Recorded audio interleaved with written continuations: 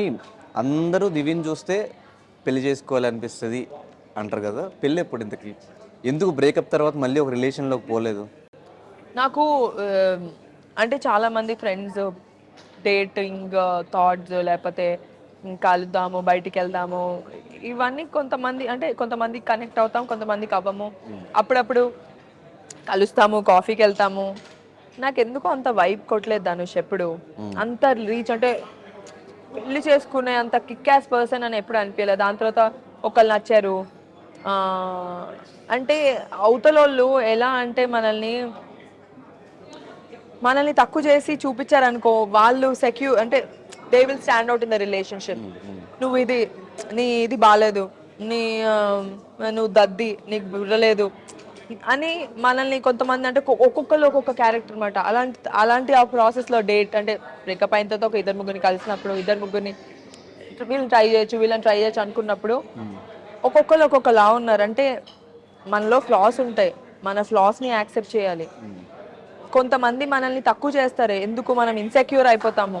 అప్పుడు మనకి వాళ్ళు తప్ప, అమ్మో వీడికి చాలా బుర్ర ఉంది, వీడికి చాలా బ్రెయిన్ ఉంది, వీడితో ఉంటే నా లైఫ్ చాలా బాగుంటుంది ఇలా అనుకునేలాగా మన మైండ్లో మనకు తెలియకుండా మనమే ఎక్కడో మనల్ని మనం తక్కువ చేసుకుంటూ ఉంటాము. అలా కొంతమంది. ఇంకొంతమంది కంఫర్ట్ లేకుండా పొసెసివ్ చేసేసి కాంప్లికేట్ చేసేసి వాళ్ళతో మాట్లాడదు వీళ్ళతో మాట్లాడదు ఎక్కడికి వెళ్ళా అంటే ఒక్కొక్క క్యారెక్టర్ మనం చూస్తున్న వాటిలో ఫ్రీడమ్ ఇచ్చి అర్థం చేసుకొని ఒక కంఫర్ట్ లెవెల్ ఇచ్చి నువ్వు గొప్ప, నువ్వు ఎంత డిసిప్లిన్, నువ్వు ఎంత కష్టపడుతున్నావు, లేకపోతే నేను నీతో పాటు హెల్ప్ చేస్తాను, మన ఇద్దరం కలిసి చేద్దాము, నువ్వు ఇంత డబ్బులు పెట్టు, నేను ఇంత డబ్బులు పెడతాను, కలిసి ఫైనాన్షియల్గా కానీ కలిసి బతుకుదాం అనుకునే వాళ్ళు నేను చూడలేదు దాన్ని. అందరు చాలా సెల్ఫిష్గా ఉన్నారు. నీకేంటి నాకేంటి, నీకైదా అయితే నాకిదే, నువ్వు ఈరోజు బయటకు వెళ్తావా అయితే నేను అక్కడికి వెళ్తా, నువ్వు అక్కడికి వెళ్తా అయితే నేను ఇక్కడికి వెళ్తా, దానికి నువ్వు డబ్బులు కట్టే. అలా అలా ఉన్నారు. You can't help it. కొంతమంది మాత్రమే అర్థం చేసుకొని అన్ని షేర్ చేసుకునే వాళ్ళు చాలా తక్కువ మంది, కొంతమంది. నాకెవరు దొరకలేదు ధనుష్. క్వాలిటీస్ ఇప్పుడు చెప్పావు కాబట్టి దొరుకుతారు ఎవరు. కానీ ఒక ప్రేమించిన అబ్బాయి మన కళ్ళ ముందు ఇదైపోతే చనిపోతే ఆ టైంలో ఎలా తీసుకున్నావు? అంటే నేను ప్రేమించిన అబ్బాయి వాళ్ళ తమ్ముడు చనిపోయింది. ఓకే, నీకు తెలుసు కదా మచిలీపట్నంలో ఆ రోజు నువ్వే ఉండి. సో బేసిక్లీ అదొక తలుచుకుంటేనే ఏడుపు వచ్చేసింది నాకు. ఆ అబ్బాయి నాకు చాలా క్లోజ్ ఫ్రెండ్ ధనుష్. నేను లవ్ చేసిన అబ్బాయి వాళ్ళ తమ్ముడు. నేను డొక్కు అని పిలిచేదాన్ని వాడిని. వాడు నన్ను బజ్జీ అని అంటే మా వాడు నన్ను బుజ్జి అని పిలిస్తే ఇడు బజ్జీ అని పిలిచేవాడు. మా ఇద్దరికి ఒక డిఫరెంట్ ఫ్రెండ్షిప్ ఉండేది. రోజు నా బాయ్ ఫ్రెండ్ కన్నా బామ్మర్ది అంటే నేను వాడిని బామ్మర్ది అంటా, అబ్బాయిలా బిహేవ్ చేస్తా. నేను వాడితో ఎక్కువ ఫోన్ మాట్లాడేదాన్ని. అరే ఏంట్రా, అరే ఏం చేస్తున్నావురా అని. మేమిద్దరం ఫ్రెండ్స్ అయిపోయాం ఆ ప్రాసెస్లో. అంటే మా ఫ్యామిలీస్ పెళ్లి చేసుకుందామని ఫిక్స్ అయిపోయారు. వీడు నేను క్లోజ్ అయ్యాము. వాడు పాపం చాలా అమాయకుడు, కొంగలాగా ఉంటాడు కానీ చాలా అమాయకుడు. అలాంటి ఒక పర్సన్ డెత్ని నా కళ్ళ ముందు చూశాను. దాన్ని నేను మర్చిపోలేను. నేను ఆ డెత్ చూసిన తర్వాతే నేను సినిమాకి రావాలి, అమ్మో ఇలా ఏమీ చేయకుండా చచ్చిపోకూడదు, నా లైఫ్ ఇలా ఎండ్ అయిపోకూడదు, నేను ఏదైనా చెయ్యాలి, నేను ఏం చేయకుండా మాత్రం నేను చనిపోకూడదు అని నేను నా కళ్ళ ముందు వాడికి 3-4 అమ్మాయిలు పైనకి పెట్టరు. పెడితే నేను అనుకున్నా వీడిని ఏడిపిద్దాము, వీడిని నిద్రలేస్తాడు కదా, అరే నువ్వు అమ్మాయిని మాట్లాడని అన్నావు, 2-3 అమ్మాయిలు నీకు ఇలాగా పెట్టారా అని చెప్పి వాడిని ఎంటర్టైన్ చేద్దాం అనుకున్నా. యునో పోతారని ఎవరు అనుకుంటారు ధనుష్. వాడు నా కళ్ళ ముందు చనిపోతే అసలు ఫస్ట్ ఆఫ్ ఆల్ నేను వాళ్ళనే చెయ్యి అసలు ఎప్పుడు వదల్లా. ఈ 10 days ఆ ప్రాసెస్లో ఏ రోజు చెయ్యి వదలలేదు. నాకు అతనంటే చాలా రెస్పెక్ట్. ఫస్ట్ లవ్ కన్నా ఎక్కువ రెస్పెక్ట్. వాళ్ళ ఫ్యామిలీ అంటే రెస్పెక్ట్. వాళ్ళ ఫ్యామిలీ కూడా చాలా అంటే పద్ధతి గల ఫ్యామిలీ. వాళ్ళు అంటే అమ్మాయి అంటే జడేసుకోవాలి, చుడిదార్లే వేసుకోవాలి, ఇలాగే ఉండాలి, బొట్టు పెట్టుకోవాలి, కాల్దండం పెట్టుకోవాలి. నేను ఇవన్నీ ఫాలో అయ్యా ధనుష్ అతని పైన ప్రేమతో. వాళ్ళ తమ్ముడు పైన కూడా ప్రేమ నాకు అతని వల్లే కదా. అసలు ఆ తమ్ముడు ఎవరు, నా కళ్ళ ముందు చనిపోతే నేనెందుకు చూసుకోవాలి. ఆ ఫ్రెండ్ అయిపోయాడు. అతని డెత్ అంతా అంటే నా కళ్ళ ముందు ఎలా జరిగింది అంటున్నా అంటే వాళ్ళ పేరెంట్స్ పైకి వచ్చే వాళ్ళు కాదు, పైన ఐటీయూలో పెట్టారు. వాళ్ళందరూ కింద సెల్లార్లో ఉండేవాళ్ళు. ఈ అమ్మాయి ఉంది, ఆ అమ్మాయి చూసుకుంటుంది అని నా పైన అంటే భారం వేసేసారు. నేను పైకి వెళ్ళేదాన్ని, చూసేదాన్ని, వచ్చేదాన్ని. బాగున్నాడు ఆంటీ, బాగున్నాడు అంకుల్, రే బాగున్నాడు రా, నువ్వేం ఫీల్ అవ్వద్దు అని. వీళ్ళెవరికి ధైర్యం వచ్చేది కాదు పైకి వెళ్ళి చూడడానికి. నేనే వెళ్ళి పైకి వెళ్ళి చూసి మధ్యదారులు మెట్లు ఉండేవి, మెట్ల పైన కూర్చొని ఏడ్చేసేదాన్ని. ఇంకెవరికి చెప్పుకుంటా, ఎవరికి చెప్పుకోలేం కదా. ఆ మధ్యలో ఏడ్చేసేదాన్ని. నాకు చాలా బాధ వేసేది. నేను అనుకున్నా వీడు లేస్తాడు అని, బీపీ ఫ్లక్చువేట్ అవుతుంది, ఇలా అయిపోతుంది అలా అయిపోతుంది అంటే నాకేం అర్థమయ్యేది కాదు. వీళ్ళందరూ ఏంట్రా బాబు నా పైన ఇంత డిపెండ్ అయి ఉన్నారు, నాకే ధైర్యం లేదు, వీళ్ళందరూ నన్ను చూసి చాలా స్ట్రాంగ్ అనుకుంటున్నారు, నేను అసలు స్ట్రాంగే కాదు, వీళ్ళకి తెలీదు అని అనుకునేదాన్ని. బట్ సడన్గా ఆల్ ఆఫ్ ఏ సడన్ నా కళ్ళ ముందు డెత్ అయిపోతే నేను అప్పుడు కూడా నమ్మలేదు. ఓకే వాళ్ళ చెల్లి వస్తుంది యుఎస్ నుంచి, వెయిట్ చేద్దామని. ఇలా డెడ్ బాడీ ఉండేది ఇంట్లోకి, నాట్ అలౌడ్, పెళ్ళవకుండా కోడలు. అరే నాకు పునుగులు కావాలి, అరే నాకు చికెన్ బిర్యానీ కావాలి అని. ఆ 5 days నేను ఎప్పుడు ఎలా ఉంటానో అలాగే ఉండేదాన్ని. 5th day ఎప్పుడైతే తను బాడీ తీసుకెళ్ళిపోయారో వర్స్ట్ అవుట్ అయిపోయాది అనుష్. నా వల్ల కాలేదు అసలు. పెళ్ళి ఇలా చేశారు అంటే నా కళ్ళ ముందు వీడు వెళ్ళిపోతున్నాడు, ఇంట్లో నా ముందే ఉన్నాడు కదా, పోతే పోయాడు, నా ముందే ఉన్నాడు, తెలుస్తుంది వాడు ఉన్నాడు. ఇంకా ఆ తర్వాత ఏమైందంటే అంటే అదే మా లైఫ్లో ట్విస్ట్. నా లైఫ్లో నేను యాక్టర్ అవ్వడానికి వాడి డెత్ ఒక మోటివేషన్. అలా అయిపోవడం వల్ల నేను ఇలా చావకూడదు, నేను ఏదైనా చెయ్యాలి, నాకు యాక్టింగ్ అంటే ఇష్టం కదా, నేను యాక్టింగ్లో స్టాండ్అవుట్ అవ్వాలి, నేను యాక్టర్ అవ్వాలి, అందరికీ నేను తెలియాలి, ఏదో చేయాలి, నేను బుక్ అయినా రాయాలి, లేకపోతే యాక్టర్ అవ్వాలి, లీడ్ అవ్వాలి, నా కోరిక నేను తీర్చుకోవాలి, ఆ తర్వాతే నేను బయటికి రావాలి అని వాడి వల్లే నేను మోటివేట్ అయ్యి ఇంకా తను వదిలేసుకొని మా రిలేషన్షిప్ ఇంకా వర్కౌట్ అవ్వలేదు. బట్ ఐ కెమ్ we both like each other. మేమిద్దరం మాట్లాడుకోము, కానీ తను ఎక్కడున్నా హ్యాపీగా ఉండాలనే కోరుకుంటాను. తనకి 2 పిల్లలు, తను హ్యాపీగా పెళ్ళైపోయింది, 2 పిల్లలు, హ్యాపీగా ఉన్నాడు, మంచి వైఫ్, హ్యాపీగా ఉంటే ఇంకేం కావాలి. నేను ఇష్టపడిన వాళ్ళు ఎక్కడున్నా హ్యాపీగా ఉండాలనేదే నా కోరిక. అండ్ వాళ్ళ పేరెంట్స్ అందరికీ నేనంటే ఇష్టం. అవ్వలేదు అంతే, మన రాసి పెట్టలేదు. కానీ ఇండస్ట్రీలో అందరూ అనుకునేది మనకు ఒక సపోర్ట్ ఉంటే బాగుండు, మనకు ఒక సపోర్ట్ ఉంటే బాగుండు. అట్లా చిరంజీవి గారు ఒకనొక టైంలో బాగా సపోర్ట్ ఇచ్చారు, స్టిల్ ఇప్పటికీ. అవును. ఆ సపోర్ట్ ఎలా అనిపించింది? So Chiranjeevi garu is a biggest support.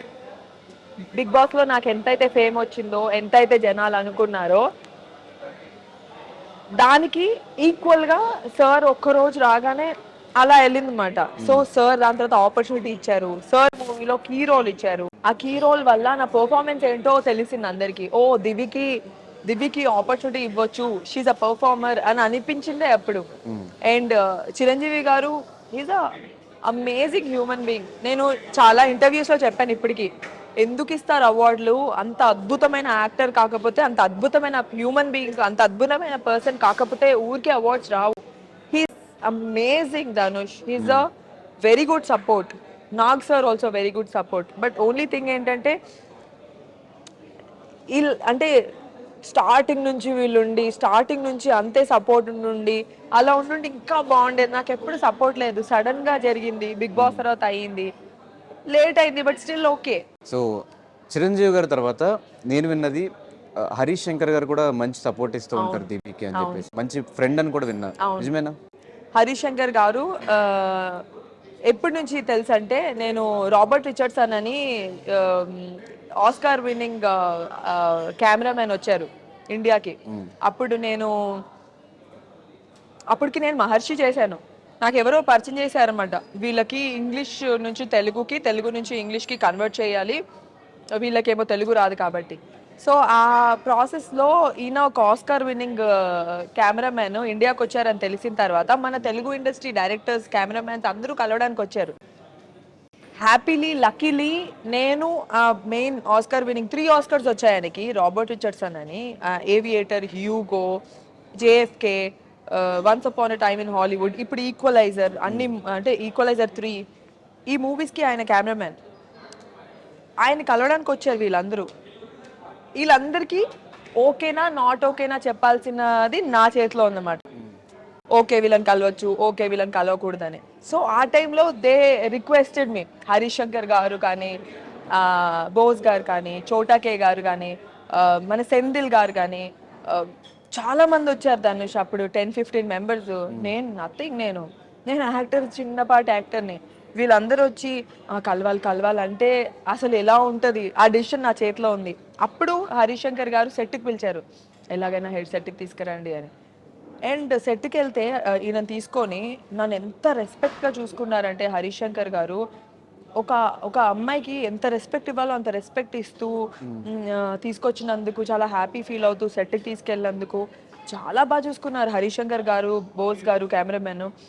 And ఆ తర్వాత నుంచి నేను బిగ్ బాస్ వెళ్ళినప్పుడు సార్ నాకు ఒక బైట్ కావాలని, హరీష్ గారు నాకు ఒక బైట్ కావాలి అని, దాని తర్వాత ఏటీఎంలో ఆపర్చునిటీ ఇచ్చి, దాని తర్వాత ఇప్పుడు మళ్ళీ మాకు ఇంకొక ఈ సినిమాకి టాక్స్ అవుతున్నాయి. So is always there in my life.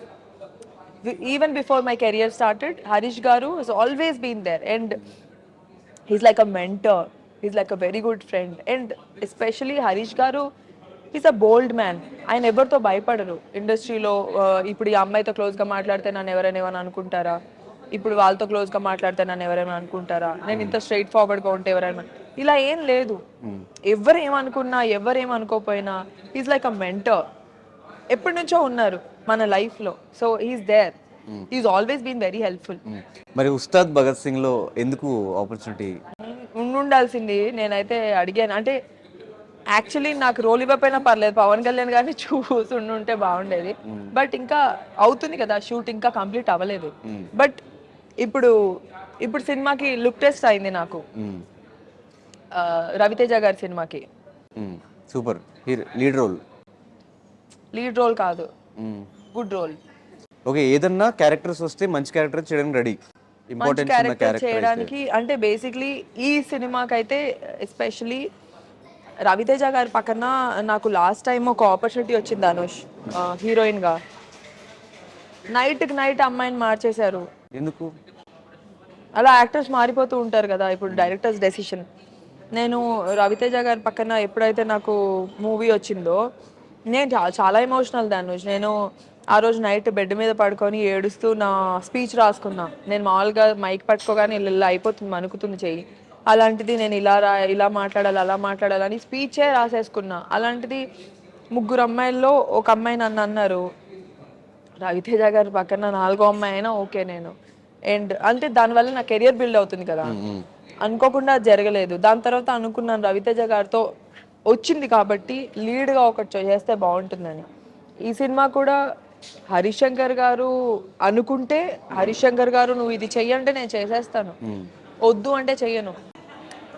నాకు సార్ అంటే అంత రెస్పెక్ట్, నాకు హరీష్ గారు అంటే చాలా రెస్పెక్ట్. అలా కొంతమంది ఉన్నారు ఇండస్ట్రీలో నేను చాలా రెస్పెక్ట్ చేసేవాళ్ళు, నా లైఫ్లో ఉన్న వాళ్ళు. అలాగా ఈ సినిమాలో సార్ చేయమంటే ఖచ్చితంగా ఏదన్నా చేసేస్తాను. ఇలాగే కావాలి అలాగే కావాలని ఏం లేదు. నా కళ్యాణ్ కృష్ణ గారు అంటే కూడా అంతే రెస్పెక్ట్. నా కళ్యాణ్ కృష్ణ గారు అయితే పిలిచి లీడ్ ఇచ్చారు ఇప్పుడు ఆయన సినిమాలో, లంబసింగి సినిమాలో. వాళ్ళు అనుకొని ఉంటారు కదా ఈ అమ్మాయికి ఆపర్చునిటీ రావాలి అని. అలా కొంతమంది అనుకొని ఇలాంటి రోల్ అయితే బాగుంటుందని అనుకొని ఇస్తే బాగుంటుంది. నేను ఏం చేయగలను ధనుష్, నా చేతిలో ఏముంది? పెద్ద సినిమాలో హీరోయిన్ అవ్వాలని కోరిక ఎవరికి ఉండదు? నాకు ఉంది కోరిక, నేను పెద్ద సినిమాలో హీరోయిన్ అవ్వాలి, నేను చెయ్యాలి అని. మా పేరెంట్స్ ఇప్పటికీ ప్రౌడ్, ఇంకా ప్రౌడ్ చేయాలి అని. అది అవుతే అయ్యింది, అవ్వకపోతే నా చేతిలో ఏముంది? This is my bread and butter. చెయ్యను ఇలాగే ఉంటానంటే ఏం రాదు. అప్పుడు ఇంట్లో కూర్చోవాలి, మా మమ్మీ డాడీ పైన డిపెండ్ అవ్వాలి. అలా ఎన్ని రోజులు? బట్ డెఫినెట్గా ఈ సినిమాతో ఈ లంబసింగి నుంచి ఆ గ్రాఫ్ పెరుగుతూనే ఉండాలని మా ఛానల్ నుంచి మనస్ఫూర్తిగా కోరుకుంటున్నాను. Thank you. ఈ రోజు నుంచి లంబసింగి ప్రీమియర్స్ స్టార్ట్ అవుతున్నాయి. సో సినిమా గురించి ఆడియన్స్కి చెప్పాలంటే ఏం చెప్తావు? లంబసింగి సినిమా ఒక మంచి లవ్ స్టోరీ. మనల్ని మనం చూసుకునే ఒక లవ్ స్టోరీ ఉంటుంది. ఆ లవ్ స్టోరీ కాకుండా దానిలో ఉండే కాంప్లికేషన్స్ వేరుంటాయి. నన్ను ఒక డిఫరెంట్గా చూడబోతున్నారు. నేను ఒక డిఫరెంట్గా కనిపిస్తాను. అరే భలే ఉంది కదా ఈ అమ్మాయి, స్వీట్గా ఉంటూనే రెబల్గా కూడా ఉంది, బాగా చేసింది అని అని అనుకుంటారు. And it's a fresh feel వస్తుంది. అండ్ ఇది నా ఫస్ట్ మూవీ, చాలా ఫ్రెష్గా చాలా కష్టపడి చేశాము. నా చేతిలో కొన్నే ఉంటాయి ధనుష్, నేను దాన్ని మించి నేను కరెక్షన్స్ కానీ ఏం చేయలేను. మన డైరెక్టర్స్ ఏం చెప్తే, మా టీం ఎలా చెప్తే అలా చేస్తాను. ఈ సినిమా వల్ల నా ఇంకా కెరియర్, నా ఫ్యూచర్ డిపెండ్ అయ్యి ఉంది. ఈ సినిమా మీరు అందరూ చూస్తే నా ఫ్యూచర్, నా కెరియర్ మీ చేతిలో డిపెండ్ అయ్యి ఉంది అంతే. ఎస్, లంబసింగ్ ఈ రోజు నుంచి ప్రీమియర్ స్టార్ట్ అవుతుంది. మీ నియరెస్ట్ థియేటర్స్కి వెళ్ళి సినిమా ఎలా ఉందో కమెంట్ చేయండి. Thank you so much. All the thank very you. Best.